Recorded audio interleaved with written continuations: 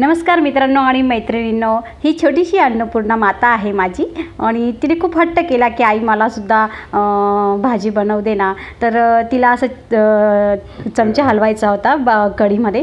तर तिने छान मदत केली आहे आणि होळीच्या दुसऱ्या दिवशी आम्ही वांग्याचं भरीत, भाकरी, पिठलं, ठेचा, कढी, खिचडी असा छानसा बेत असतो आणि आमच्या पूर्ण बिल्डिंगमधल्या बायका मिळून हा सर्व स्वयंपाक चुलीवरचा स्वयंपाक बनवत असतात आणि वर्षातून एकदा हा चुलीवरचा स्वयंपाक बनवला जातो आणि अतिशय चविष्ट असं हे जेवण असतं.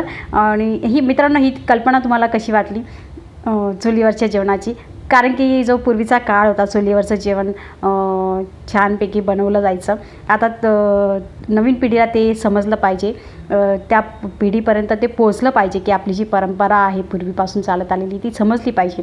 यासाठी हा आम्ही नवीन उपक्रम चालू केला आहे. तुम्हाला कसा वाटला नक्की सांगा.